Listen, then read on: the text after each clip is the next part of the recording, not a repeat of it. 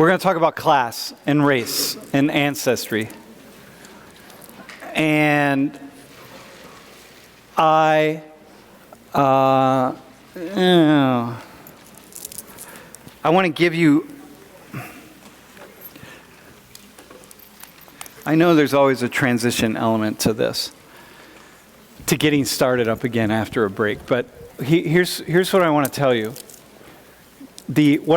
What I'm going to give you today, the way of seeing the world today is actually really, really useful, and you will use it. It will be useful to you. So we're going to talk about inequality and how to understand inequality sociologically, and how to understand race, just a foothold into understand race and ancestry inequality. Okay, so first slide. The most important thing when you're thinking about inequality, the most important thing to keep in mind is the locus of the source of human behavior. And human behavior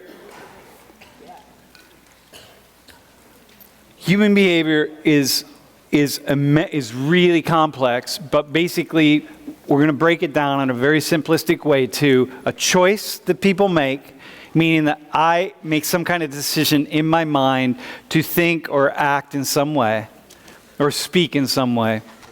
And that's one hand. On the other hand, all of the range of factors and forces that are outside of my control that we put into this word, this sort of idea of chance. So on one hand, all the ways in which I choose human behavior and all the ways in which human behavior is largely outside of my control. If you think about this, what we typically label as liberals or Democrats tend to be down here, tend to focus on the ways in which human behavior is outside of people's control. So therefore, a cause of inequality isn't what people's decision making. A cause of inequality is like system inequality, right? Or things that other people do. And the people we often label as conservatives or Republicans or whatever, oftentimes find themselves down here, emphasizing the cause of inequality. Just again, to focus on inequality are the decisions that individuals make. If you don't like being poor, make different decisions. So down here, it's like, look, if you don't like being poor, then go out and change the structures of inequality that are holding inequality in place in the world. Mobilize with other people. Find the people that are making decisions and holding inequality in place, and do something to change systems and laws, et cetera, et cetera. Like, okay, so you got that? That's the general sense of it. It's not to say that conservatives and Republicans or whatever we want to say, most Republicans, remember, are not conservatives. Republicanism today especially has almost nothing to do with conservatism, but nonetheless, right? It doesn't mean that they don't also ever take some of those ideas as well, or include some of those ideas as well. And it also doesn't mean that the liberals or Democrats, most Democrats aren't really very liberal either, but they don't also take some more conservative ideas. So you could consider yourself a liberal, and you could say, yeah, but I do think that, people who are someone who's homeless could have made different decisions. Okay, that's the choice idea, right? And down here, you could say, yeah, I tend to lean toward choice, and I think that choice is the most important thing, but it doesn't mean that I don't think that some people in power pass laws that are unjust and unfair and that sort of thing, okay? But what I'm talking about is generally dividing most arguments. This is the key. Here's the key. If you get into an argument about inequality, whatever it is, the cause of terror, why people become terrorists, right?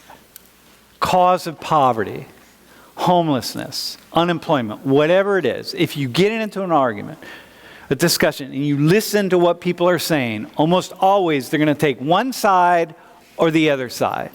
It's impossible to argue the two things together. Okay? Got it? So what you want to do always when you're engaged in these kinds of discussions is to think, wait, hang on, am I in the choice or the chance world over here? Am I arguing for chance? Am I only thinking about chance? Is this all about chance? Or am I in the choice world over here? Think about friends you know. Think about those friends who are like always arguing about stuff. They always want to sort of engage and pick a fight about something. Where are they? Do they tend to be here or do they tend to be down there? In most, of course, the reality is it's both. It's always both. It's 50-50. But in truth,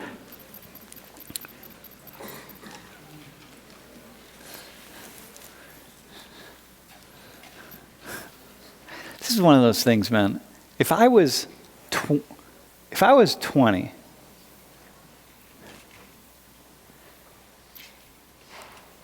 I would never be able to comprehend. It's like the value of these ideas. But I will say that there's probably nothing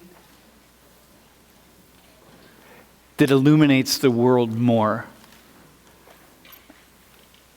than this debate right here. Nothing. In Russia, I can't tell you how many conversations I got in with people about whether the Russians or how active they were in the U.S. elections and Putin and Trump and one thing after another. Oh my God, it was just on and on and on, right? And at the center of everything that we talked about, from top to bottom, was this debate right here about the Russian people, about the American people, about gun control, about, one thing after another was this right here. And I know that if I was 20, I wouldn't be able to really sort of grasp the gold that really this is and how valuable this could be for my life. But nonetheless, right? I'm going to give you a bunch of examples. So you get it, right? You get the idea? You break it up? Cause, think about yourselves. Where do you lean?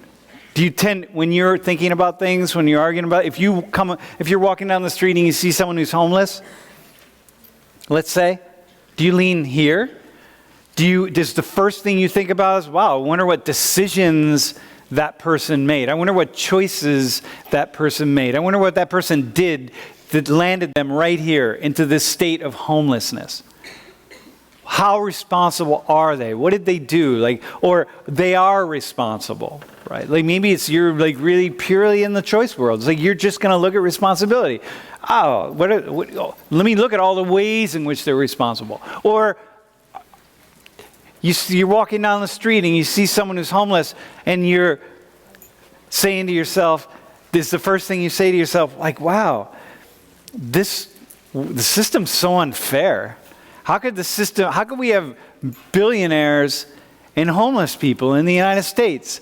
Clearly it's unfair. Clearly people with power, rich people, other people with power, they are making decisions to ensure that some people don't get ahead.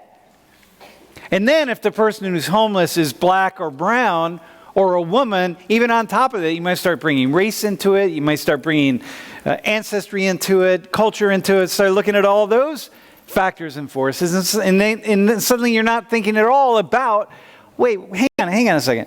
How responsible?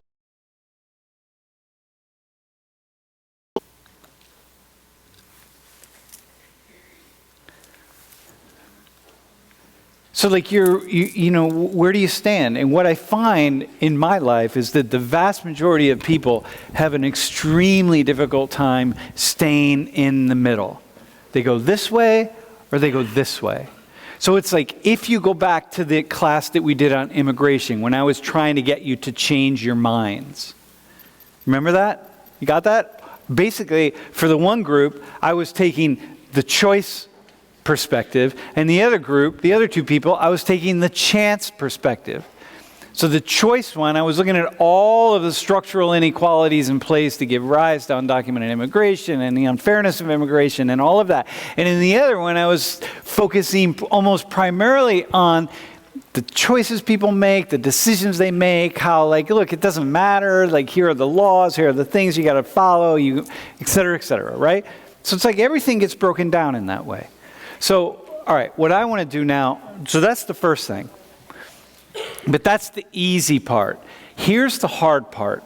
And this is the piece that can be really, really, really useful for you. So go to the next slide, bro. I'm going to talk about the sociological imagination. And this, can everyone just, this is really difficult for me to do, by the way. And it's hard for me to do because I don't expect you to get it first time around. Like I could talk about this for 5 weeks and you'd start to really get it. But it's so awesome and it's so powerful. And when I say I don't expect you to get it, what I mean is that, or where that comes from is that I was teaching sociology for 3 years. I had taught 4 classes in sociology where I talked about this. I actually talked about it. And then one day I was preparing for class and Lori was over. We were dating at the time and she was over and she had taken, I don't know, we were just hanging out. I was preparing, it was night, and she started looking through the book I was using. And she started reading this Intro to Sociology textbook about this right here. And so she says, wow, this is really interesting. And I said, what's interesting? And she said, this sociological sociology.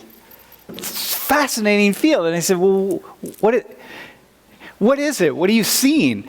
And she walked me through what I'm about to tell you, which is something that as much as I had read it and I had talked about it and I had heard it, like the light bulbs didn't go on until this woman who had never taken a social class but just simply picked up my intro book that I was using in class and then taught me what was in the book on like page 5 or something, right? So I'm going to give it to you. Most people aren't as slow as I am, but here's the deal. We all think that we're free. We all think that we make choices about our behavior. You know, I made choices about what shirt I was going to wear this morning. I made a choice about where I was going to go over spring break. I made a choice about taking a video of those people swimming in the Neva River. Right? I make choices about all sorts of choices that got me here in this class right now as a professor. I made choices today that led me to be here. Like I didn't have to show up today, but I did. So they're choices, right? All sorts of choices. Choices about who I would be, how I would talk, how I would think, like any number of things. And most of us, when we think about our lives, we think about all these choices that we're making day in and day out. And for the most part, we make lots and lots of choices. But we also don't make a lot of choices. And it's the choices that we don't make that nonetheless shape our lives. That's the core of sociology. So sociology is not the things you can see. It's not me picking out rich people in the class, those of you who come from really wealthy families, and then finding out 5 years later what kind of job you have and how much money you're making, and then compare you to those of you in class who come from really poor families and find out what jobs you have and how much money you make, because we can all agree that almost across the board on average, definitely on average, those of you who come from really rich families are going to be making more money than people that come from poor families. That's just a given, right? And if you think that's not true, well, go ahead and dream your dreams, but that's fundamentally true. Maybe it won't be true for you, but it's true across the board. Not for every individual, but it's true for the group. And that's the key. It's about what the group does. And so the sociological imagination is understanding how invisible forces control our lives in ways that we don't see. It's as though there are these strings that are invisible and they're coming down from the heavens, and these strings touch us and they're connected to us, and we're like these puppets, and we're puppets in our bodies, and we're puppets in our thoughts, and we're puppets in our feelings and our conscious reactions to things. And it's like the ways in which our lives are shaped such that we'll never see and we will never ever understand, and we will nonetheless continue to walk through life thinking that we're in charge of all of our choices, when in fact so many of our choices, my choices come from inside my mind. That's a decision that I make.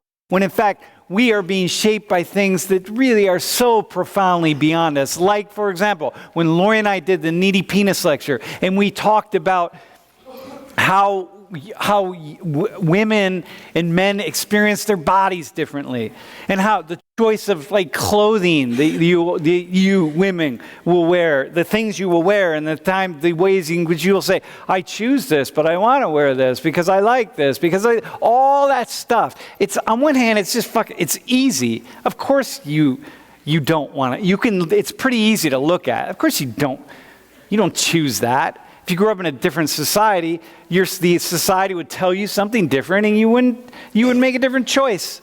You'd do something differently. Of course. So it's really kind of basic, right? Like, of course, I didn't choose to wear slacks here, right? I didn't choose this. I could wear a dress. I'm free to wear a dress, but I would never freely wear a dress, and I would never do it. And of course, that means I'm not choosing it. It's coming from outside. There's these invisible strings. They're shaping me. I can think like, yes, Sam, you could wear a dress if you want, but that's just fucking words. I'm never going to wear a dress.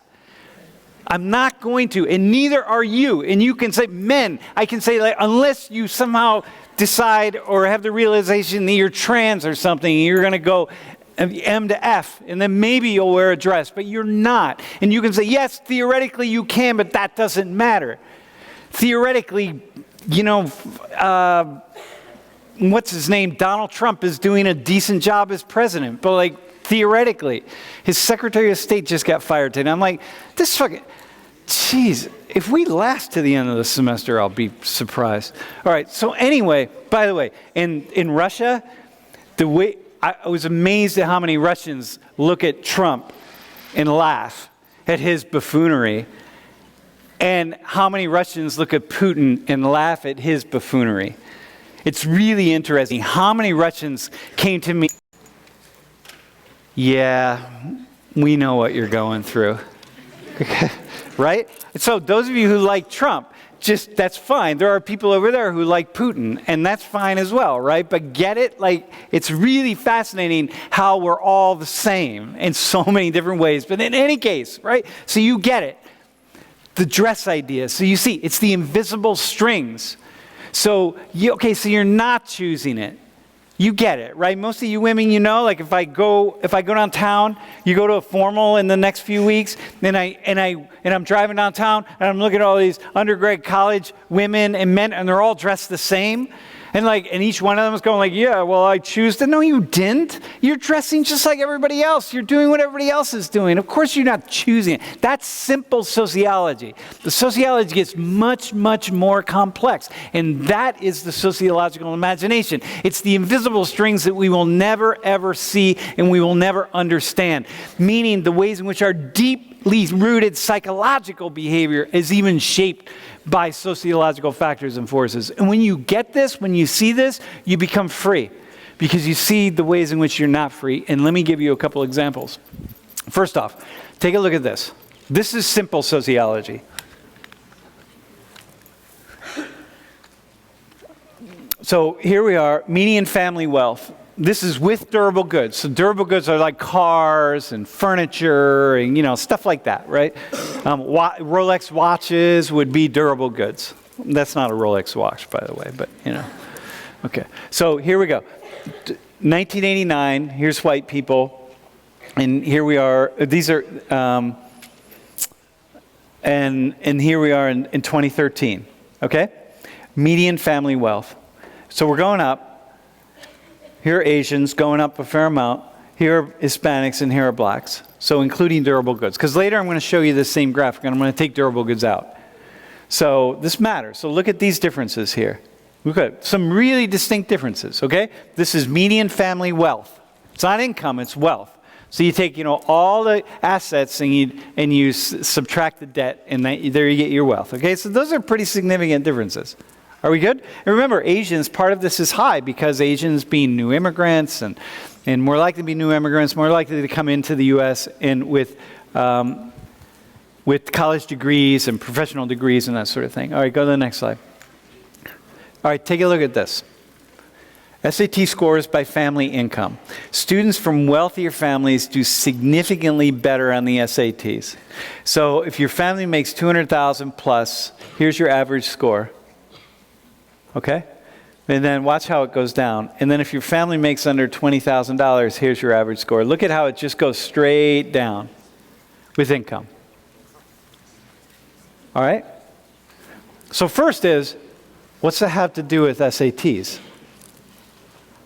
What's it have to do with SATs? You can say, well, you go to better schools, you have better tutors. Yeah, well, okay, yeah, some of that, right? But it's a lot deeper than that. It's deeper. First off, y'all, next time you think anybody's free to do whatever they want to do in the United States, we can all get rich if we want to get rich. If you want to make it, if you want to go to a great school, if you want to get into school, if you want to do whatever. Here, you remember this.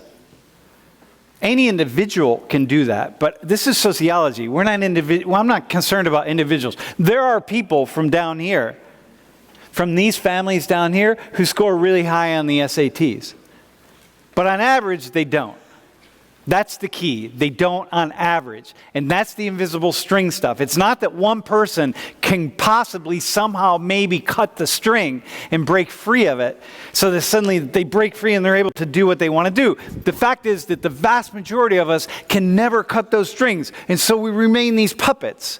And we remain shaped by factors and forces that we don't understand and we don't see. And as long as we remain shaped by those, we have to ask ourselves, what are the ways in which me, I, Sam, or whoever you are, what are the ways in which life is shaping me that I don't see it? And I think I do, especially because I live in the United States. So I think I'm all free and I think I'm big and I think I got all this stuff going on, but I'm being shaped just like everybody else. So look, any one of these people up here might do really poorly on the SATs, but generally speaking, they don't. So the whole group is just moving the way it's moving. And this is sociology. It's not understanding how an individual is affected. It's understanding how groups of people who share similar characteristics are shaped by things. So those of you, for example, women in here or men in here who have blonde hair, how is your life being shaped in ways that you don't even imagine? Your blonde hair, you think like my blonde hair doesn't affect me at all. But maybe it does. And maybe as sociologists, we could find out that there's a difference between people with straight hair and curly hair. Or for black people, people who wear your hair natural and people who straighten your hair. And you think like, okay, well, this isn't really going to affect me. It might affect me in a job somehow, but it's not going to really affect me, how I see the world. But maybe you find out that it does. And maybe you find out that not only does it, but it might shape something really, really deep inside of you. Like your likelihood of being depressed or your likelihood of something really deep like that, right? And that's where sociology starts to get interesting. So go to the next slide. So here, members of which ancestry group on average have the lowest SAT scores? Which ancestry group on average? Who has the lowest SAT scores, Matt? And we're going to count SAT as being smart. Smart or less smart? Okay? Because SAT is a good measure. Everybody takes it. It's like, okay, are you smart or are you not smart? So dude, what group of people in the United States, who in the United States is the least smart? Bro. Don't be racist. Native Americans? Dude. Safe comment. Bro, how about you? Based on SAT who's scores? Second? No, just who's less smart. Yeah, go ahead. Who's second? Who's right above Native Americans, bro? I don't know. Black people? Who's the smartest, bro? Asian people? Yeah, all right. Yeah. It's like it's politically incorrect to say that, right? It's like, yeah, okay, sorry, black people, but here it is. Not any individual black person, not any individual white person, not any individual Asian person. But we're looking at averages, right? So go to the next slide. So look at this. Look at white scores on critical reading, right? White scores the highest, then Asians. Then, of course, we have math. Of course, Asians are there, right? Blacks. And Native Americans, actually, what's going on here, the reason Native Americans aren't at the bottom, bro, is because lots of people identify as Native Americans when they're taking the SAT scores, and maybe they are Native American, maybe they're half, maybe they're, and so then they come in as Native Americans, but maybe they're like half Native, half white. And so that shapes things. Otherwise, what we would expect to see is definitively Native Americans will be at the bottom. But look at this, right? Okay, so now, hang on a minute. So let's take a look at, think about this. What's this mean? So now I want to make an argument about race and ancestry and intelligence. Because we're going to just look at SATs. This isn't natural intelligence. This isn't your ability to solve a puzzle, right? It really isn't. So this isn't IQ. It really is just a score that we use. But take a look at this. Wait, how is it related to, go back to income. So here we are, family income. So clearly there are more white families and more Asian families up here, so their SAT scores are going to be higher. It's just a given. Has nothing to do with race. Doesn't mean there are plenty of white people in here who scored lower on the SATs than black and brown people in here, guaranteed. There are black and brown people in here who blew it out of the water, and I'm not just talking about the Asians who scored perfectly in math, right? Who blew it out of the water, and it's not about, we're not talking about that. Well, because this Penn State has already leveled this out. Penn State has already said, look, there are thresholds here at Penn State that you have to reach in terms of your SAT scores. So we're going to pick people who have crossed that threshold. They've scored at least this much. So Penn State's already leveled this thing out. The people who have scored really low, the black and Hispanic people who have scored really low, and a lot of white people and Asian people who score really, really high, they're not at Penn State. Penn State tends to have people who are like right here. So when you look around the room and you see black people and brown people and so on and so forth, and you see white people, you assume that most of us all scored around the same on the SATs. That's not what that is. This is looking all across the United States. Okay, you got it? So you get how this operates. Sociology, sociological imagination. How is it that my household income affects my ability to take an SAT score? This is just about going to school and studying. Look, what's a good school versus a bad school? I went to a really not a very good school. I'm a professor. You could make choices. Just do really well in your classes. Just study. What about, your parents don't have to make a lot of money. Just come home, get your books out, study, do whatever it is. So what are the ways in which this stuff is shaping us that we don't see it? You got it? How does it shape us? So now let me give you another example that's little. Okay, so here, wait, blacken the screen a sec. Dudes.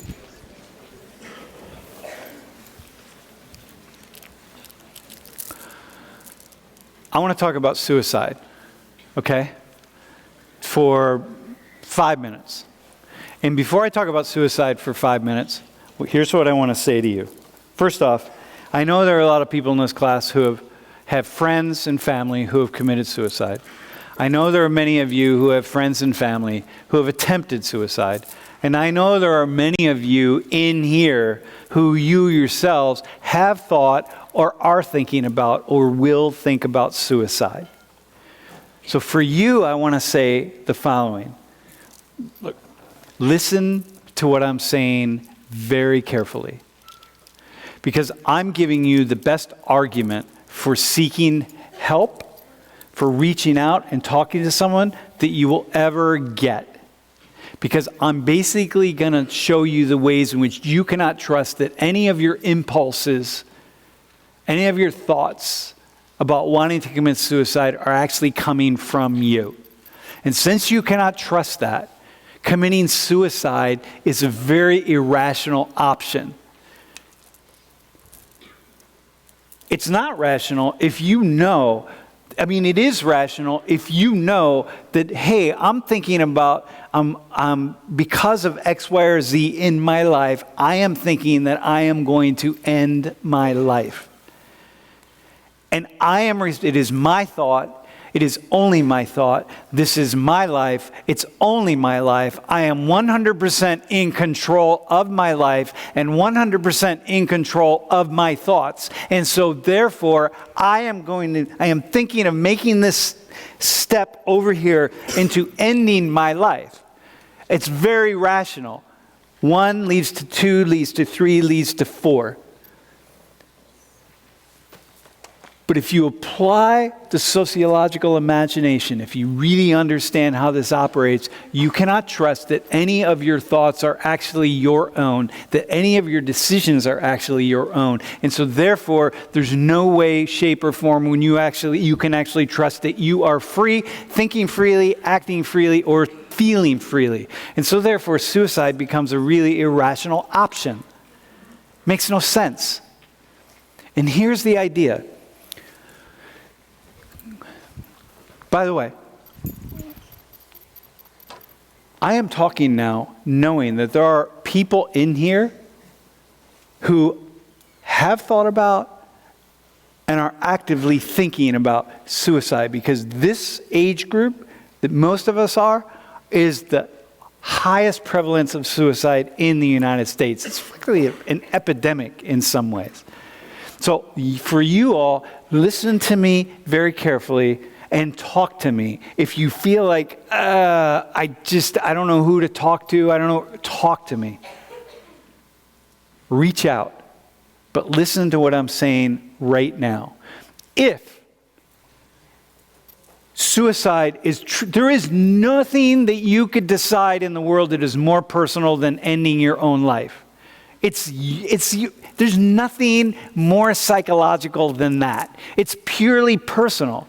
You don't go out and take a poll, hey, do you think I should end my life? How should I do it? What do you think is my word? Nobody does that. It is your thought. This is why those of you who know, how many of you have someone in your life who committed suicide, didn't leave a note, and you were absolutely, completely blown away by the fact that they committed suicide? Never in a million years would you have expected them to commit suicide. In a million years. How many of you have someone in your life? Because a lot of people, I have many people in my life like that. I'm like, damn. It is purely, most people who commit suicide make the decision all by themselves. They don't tell anybody. Maybe they leave a note. Mostly they don't. Oftentimes, there's not even depression. Even if there is depression, something, even a clue. So it's purely psychological, okay? If it is purely psychological, then what we would expect is the suicide rate to be going up and down and up and down and up and down, because individuals are making the choice, right? So women, if you are truly choosing to wear right now, what is the thing, these really short, I don't know what you call them, these dresses that come down to here and they look like they're wrapped around you like Glad wrapped, they're so tight, and I watch women walking down the street like this. And if you are truly choosing to wear that, how is it that this year and last year and every woman is wearing that? If you're truly choosing it, I'd walk down the street and I'd be like, oh, look, there are women wearing all sorts of things. Wow, that's really interesting. Like all sorts of dresses, all sorts of hairstyles, right? Like, why is it that people all have the same damn hairstyle?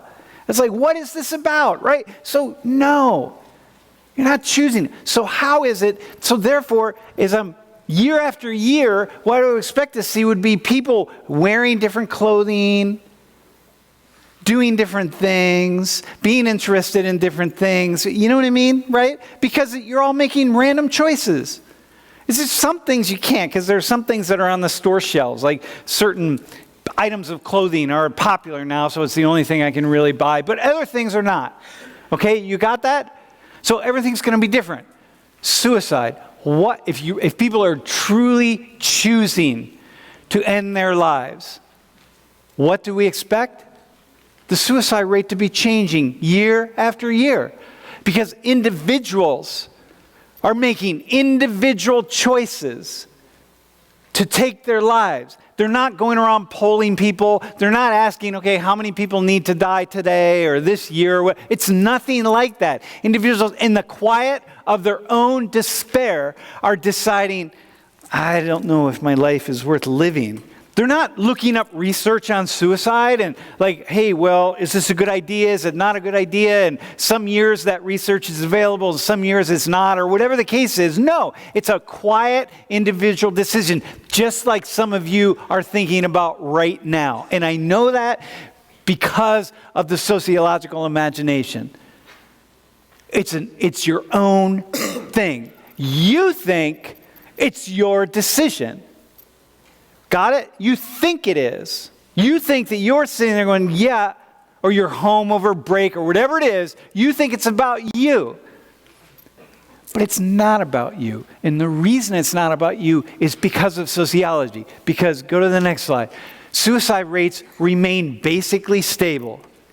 They don't change much year after year. And if I drew this out, this is 1981 to 2011. If I draw this out here and draw this out here, it looks like it's really unstable just because of the nature of how we're only talking about a small distance. But this is out of 100,000 people. Basically, to the 1800s, it doesn't change much at all. Meaning in the United States, out of every 100,000 people, about the same number of people year after year after year take their own lives, which tells me that somehow there are these invisible strings that we're connected to it, that all of us, that the invisible strings start tugging at us in different ways, and they tug so that every year after year, so that this year and next year, about 12 people out of 100,000 people will commit suicide, and every damn one of them will think that it was their own individual choice. It's like, no, this was me. I made this choice. No, you can't make the choice if the invisible strings are attached to everybody and the same number of people, essentially year after year, are taking their own lives. That means there's something else causing the behavior. And that something else causing the behavior is the thing that we don't understand and we don't see. And that is the core of sociology. And that is why sociology is so awesome. And that is why sociology is the best excuse or reason to never take your own life. Because you're not in fucking control of it. You can't be in control. You're not. If that's happening, you're not in control. Something else is in control. And what is that? So like whether it's when I go to the closet and I pick out a pair of shoes or a dress, or I go to the hairstylist and they say, how do you want your hair? And I think I'm giving them my choice, my individual choice. But essentially, I'm just taking these cues that are subconscious, I don't know where they come from, but they're coming in. And I say, well, just do it like this. Where's that coming from? I think I'm choosing it. I'm not choosing it. This is, it doesn't matter the most deeply psychological behavior, it's irrelevant. So like some of you have other behaviors that are like deeply troubling and disturbing and all sorts of things.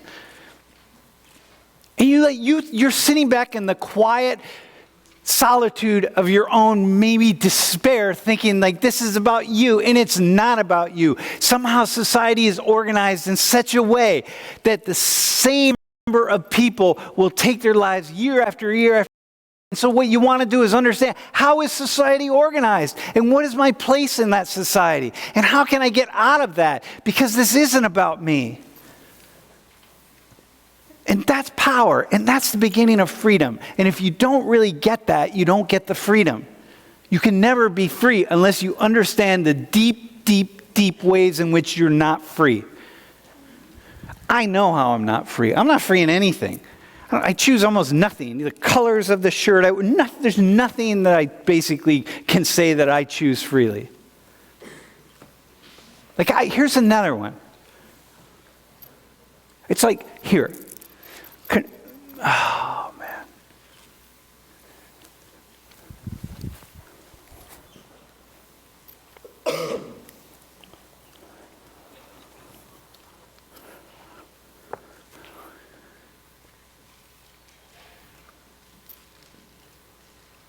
I want to...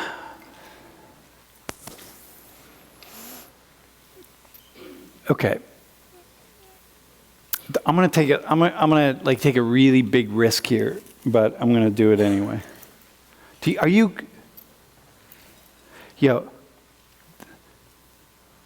Those of you who are really struggling with this question of taking your own life, please track me down. Talk to me. I want to know how you're hearing what I'm saying. The very first student I ever had came to me. This was after Lori taught me about the sociological imagination. She told me, listen, I'm thinking about committing suicide. I said, okay, that's cool. And I said, do you know how you're going to do it? And she said, yep. I said, do you know where you're going to do it? She said, yep. I said, well, what are you going to do? And she said, well, I'm going to hang myself. I said, where are you going to do it? She said, I have a place. She described it. I said, well, what are you going to use? She said, rope. I have it in my car. I keep it in my car all the time. I'm like, oh, shit. Okay, this is real. Because with suicide, we understand that it's like when you have to think it through. It's like killing somebody, right? This is why, it's easy to think. This is why having guns in your house for most people, is a really bad idea. Because you can think, yeah, I would defend myself. I would kill somebody else. No, you wouldn't. Because when the moment comes to do that, you haven't thought it through. And most people haven't thought it through. Some of you have. But most people haven't thought it through. And so therefore, if you don't think it through, if you don't really work on it, then therefore in the moment you freeze and you can't do it. Suicide, for those of you who are thinking suicide, the moment the ideation shifts, the moment you start actually thinking it out, thinking about where you're going to do it and how you're going to do it, that's a different story. That's the moment. Remember my words to you right now. Go talk to somebody, because that's a different world. Now you got to talk to someone. Talk to me. Send me an email. If it's 10 years from now, I don't care. Send me an email. I have people sending me emails all the time. So listen. Okay? So she says, yeah, I have all that. I said, okay, now here's the deal. I said, look, here's what it is for me. It's your life. It's your body. You choose. I believe in freedom. So if you want to commit suicide, commit suicide. That's your thing. I'm not going to stand in your way of that. But here's my problem. There's this basic thing called sociology that gets in the way of you actually making a free decision. And I want you to explain to me how you have escaped the conundrum of the sociological imagination. She was a sociology student. She was my very first student ever. I wasn't at Penn State. I was at Rutgers. And I said, I want you to go to the conundrum of sociology. I want you to walk through it and explain to me how you have escaped what nobody else ever seems to be able to escape, which is how and why you are acting freely when everybody else around you is not. And when you do that, come back and tell me, and then I will absolutely, fundamentally give you my blessing to do whatever you want to do with your life. But in that moment, until you do that, I can't talk you out of it. I can't say no. I can't say whatever. But you got to figure this conundrum out. And once you figure the conundrum out, that's a whole different world. And of course, she never figured it out. And, to this day, hey, by the way, I was actually in her wedding. Years later, I was in her wedding. I was a bridesmaid in her wedding. I didn't get to wear a dress, though, which was kind of I was trying to convince her to let me wear a dress, and she went. I had to wear a tux, but I was a bride, always a bride, so. And it's really funny because as we're in the wedding, like as she's, here, it was really awesome. And I knew this deep conversation. And she struggled with this for many, many years. And it was really, to this day, it's like really this thing of sociology.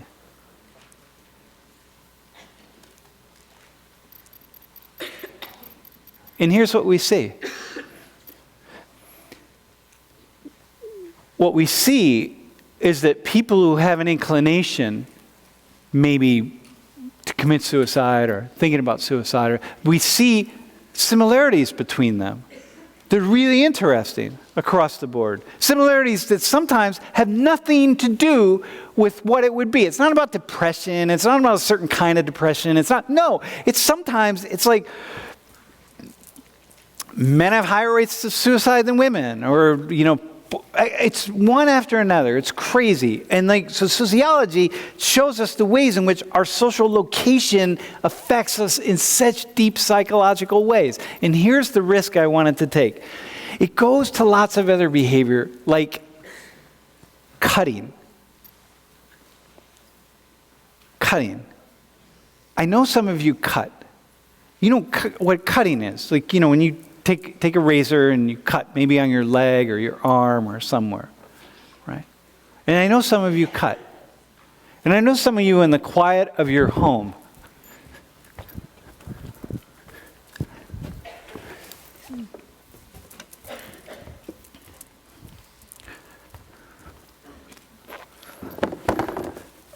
And I know you feel some kind of way, you get home and it's about the pain, it's about this, there are all sorts of things. And I know, whatever instrument, whatever it is you use, and maybe it's on your leg, the inside of the thigh, oftentimes people kind of out so other people don't see it. Many people cut. Many people in here cut.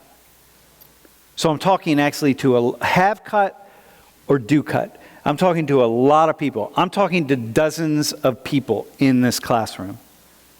This isn't like one or two people, y'all. And if it's not you, it's your friends, and you have an idea if it's your friends. So I'm talking to a lot of people. So you take a sharp instrument and you put it on your body. And now who would ever cut their body, right? Think about this psychologically. Who's going to do this? Why and how would you take a sharp instrument and cut your skin in some way? It makes absolutely no sense in the world. But what we see is that certain people cut. And what we see are some of the causes of cutting, or the reason, or the things that they share, not the causes, but the sociological reality that they share in their lives.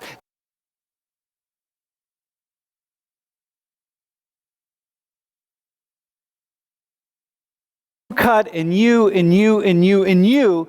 think that you're going home and sitting in your room, locking the door so your roommates don't come in, and you're cutting. And you think it's about you. You think this is a decision you're making. And what you don't realize is that, look, all these other people are doing the same thing and going home and getting their instrument out and cutting in the same way, their arm, whatever, and they're thinking the same thing. They're thinking that this is my decision. Nobody else is doing this. Nobody's telling me to do this. This is me. And everyone thinks it's about them. And what I'm telling you as a sociologist, there are these invisible strings. And if I put you all together, and if I brought you all up here who cut, and we had a long conversation, and I started really looking at who you are and what you're going through and all sorts of things, I would find all these factors and forces behind what you're doing that have nothing to do with what you think it is. You think it's about this thing that you're going through or that thing that you went through. And I'd find all these ways in which you're connected by these strings, and you're like puppets. And you're puppets in a similar way. And some of you aren't puppets because that string to cut is not connected to you. You don't know it, you don't see it, but those of you who do have it, it's connected. And you think you're making an individual decision, and you're not. It's a decision that's being shaped by factors and forces outside of your control that you don't see. And that is sociology. And the same number of people will cut tonight, as we'll cut tomorrow night, as we'll cut a year from now, once again indicating very clearly that individuals are not making the decision, but rather some kinds of structures in society are shaping lots of people's decisions to do this. So if you cut, for those of you who cut, look, first off, understand you're not choosing this, right? It's not your choice. So therefore, when it's not your choice, what's the most logical thing to do is figure out where the idea is coming from. If it's not coming from you, then you want to go find out where it's coming from. And it's much easier than to get to the source of it. And then resist it and change behavior and stop it. Talk to people. This is what counseling is like. Man, you go and you figure it out. You move the chess pieces around and then you change. But what happens is people think it's their own individual choice, and then it just goes on and on and on. And it's not.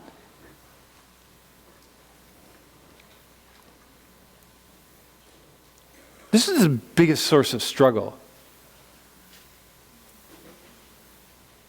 Because we're all connected in this.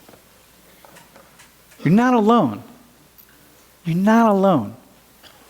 We're actually really connected sociologically. And once we see those connections, it's so much easier to move forward. It's so much easier, my friends. Because it's whatever the pain is that would lead somebody to be in this, whatever the pain is, it's a pain that is shared. And once you understand it's a pain that's shared, then you go to the shared source of the pain, and then you get to it. But you only get to it with other people. You don't get to it by yourself. It's not about that. We're all the same. The reason all the men in here are wearing slacks is the same reason as why some people cut and some people don't. We're all connected in similar ways.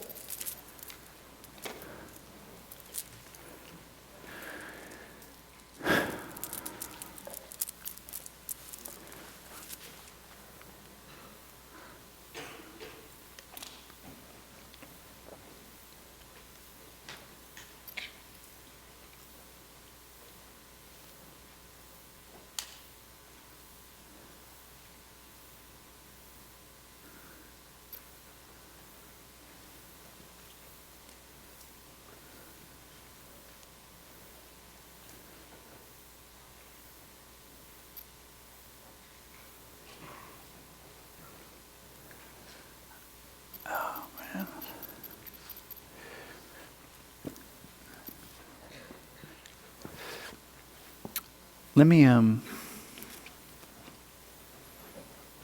here's the thing for me.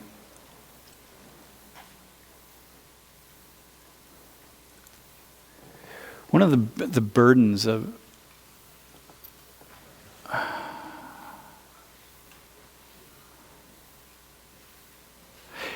it's like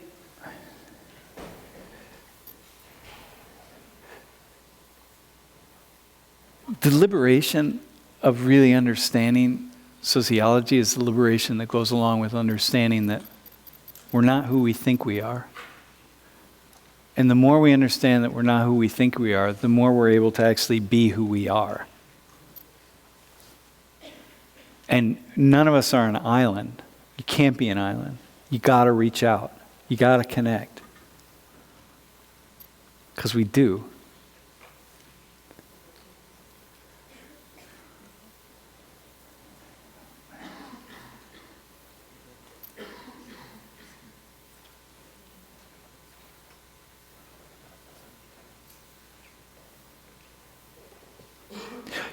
It's like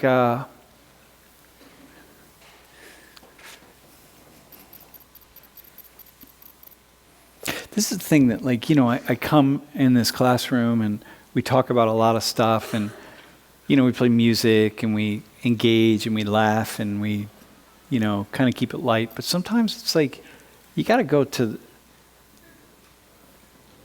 just got to go there.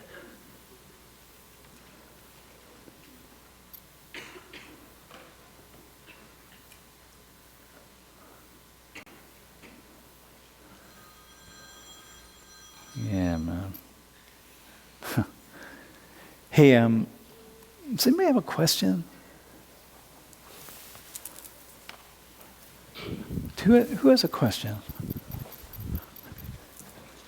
You want to ask? Do they have a question? I have so much to say, but I think.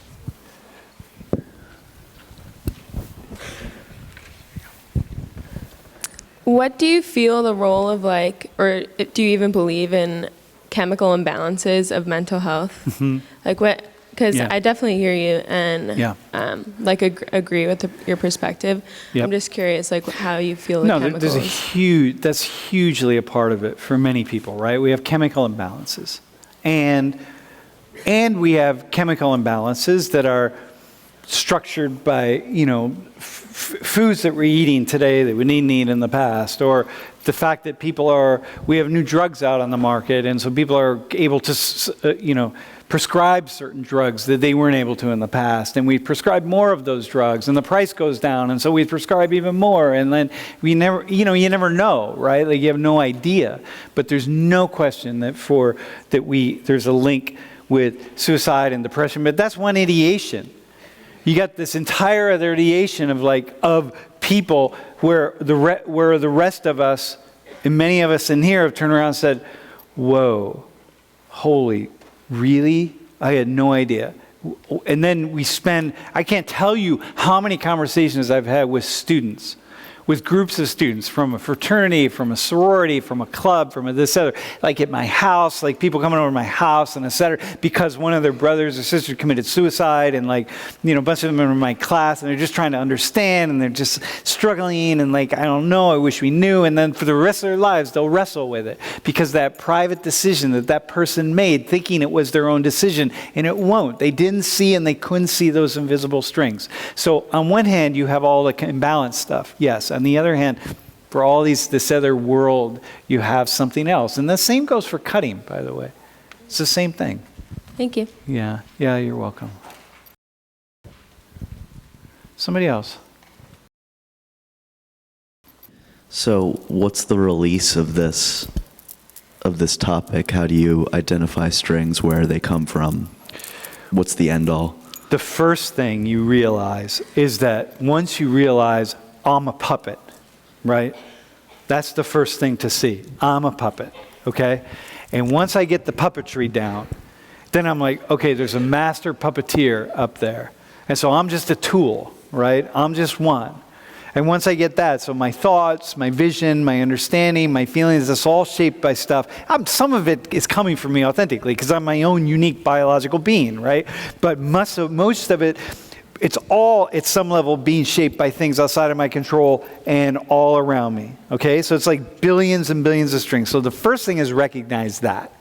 And once you recognize that, then you say, okay, what am I feeling? What am I sensing? What am I doing? And then reaching out to other people who are very similar in their thoughts and feelings and emotions, and then connecting and finding, okay, sharing the experience and how is it for you and how is it for me? Not going through life as trying to be an isolated automaton of a being, which we're not and we can't be, because it's the only way to really grasp, to start to cut the strings, is to work with other people, so you cut them together. Like I cut your strings, you cut my strings, right? And it's not going to happen quickly, right? But for me, I came alive. I spent 2 years in psychotherapy, just really understanding who I am. And then just talking to someone who is really good at asking questions. And so this guy's like, man, we went through everything, my childhood, my this, my that. And like that, in those times, it was essentially once a week of me deconstructing my whole life. That's how I came into my whole being, right? By talking to others and finding out, wait a minute, first off alone, but then taking those ideas out into the world.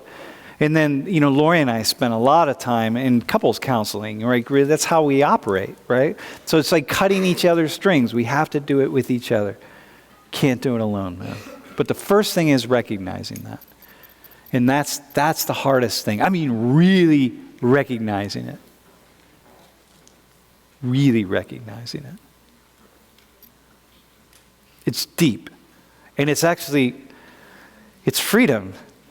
It's like pure determinism is pure freedom. If I told you, for example, that every act that you engage in, right, everything you do, everything you think is being determined by something outside of your control, you're totally free.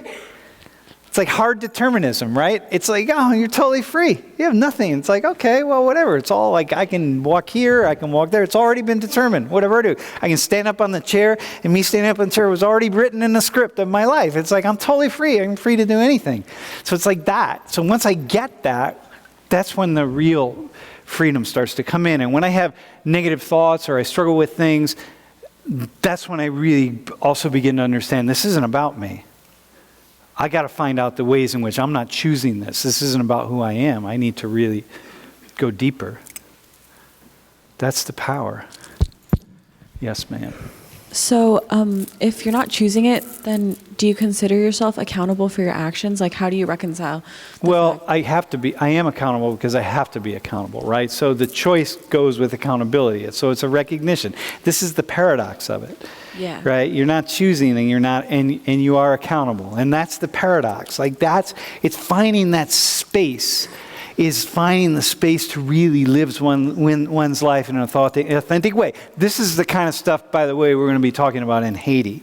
This is what, in Haiti, we're not talking about poverty and stuff. No, we're going to talk about real stuff. This is real stuff. This is like an engagement, right? So anyway, yeah, that's where it comes from. Yeah. Okay.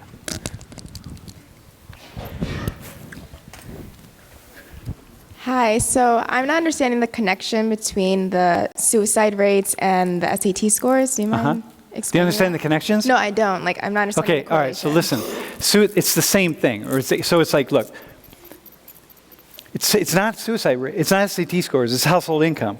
How is household income connected to SAT scores? It's not about your parents make more money and so you get a better tutor and you get a better this and you go to a better school, whatever. That's not what it is. SAT scores are about your thinking, you know what I mean? It's about your engagement, your mind's engaged. So how is it that in lives, systematically across the board, less money equals lower scores? It makes no sense. Not for every single person, but across the board it does. It's like there are these invisible strings that are shaping people with more money that lead them to act in ways that they get these better scores. It's like it's not just about they go to better schools. No, it's not. When we study it, it's not about that, right?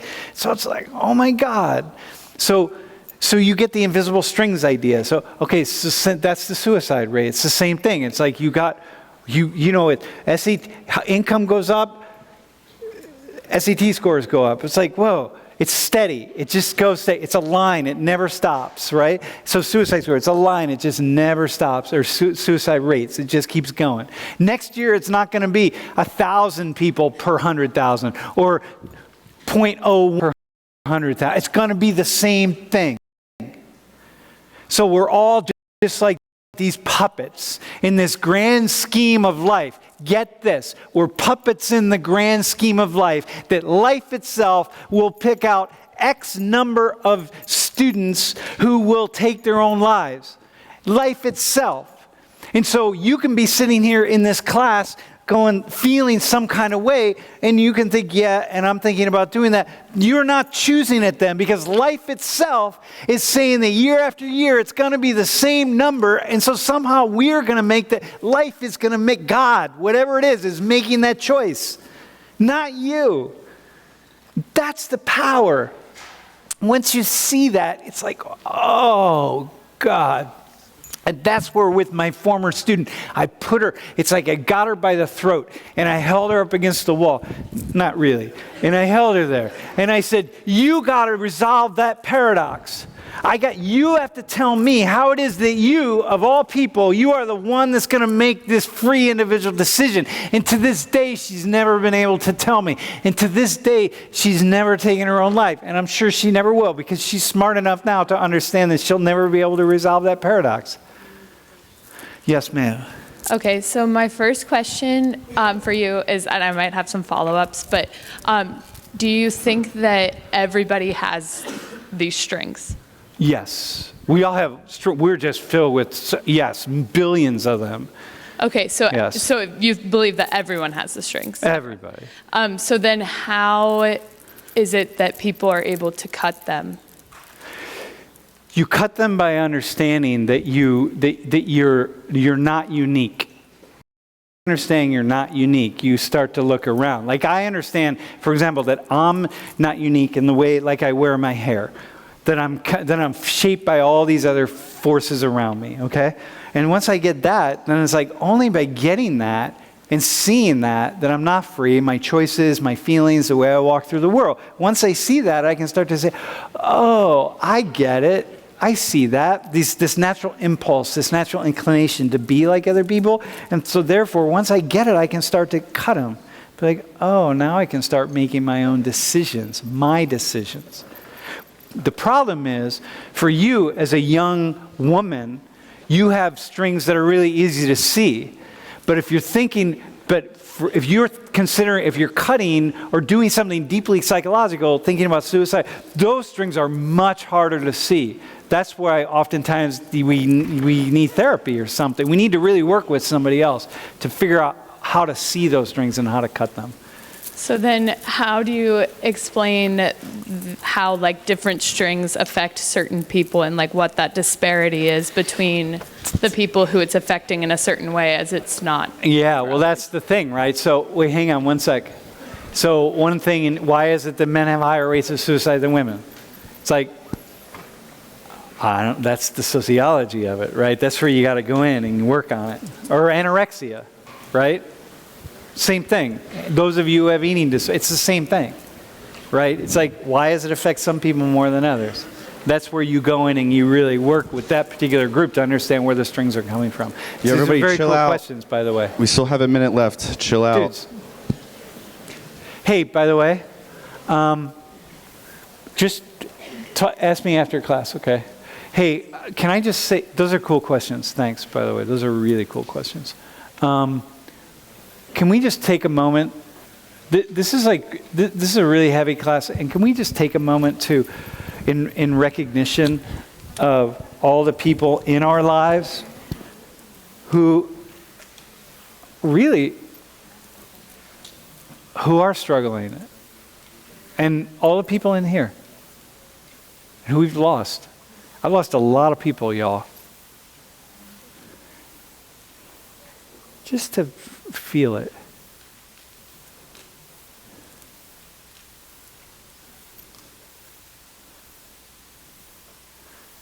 Unless you're imagining that this is a really heavy topic, it's not actually heavy at all. Because if you see what I'm saying, it's light. It's like I'm bringing light into the room. The light of sociological analysis to shine on something that we don't talk about in a way that really illuminates it and empowers us.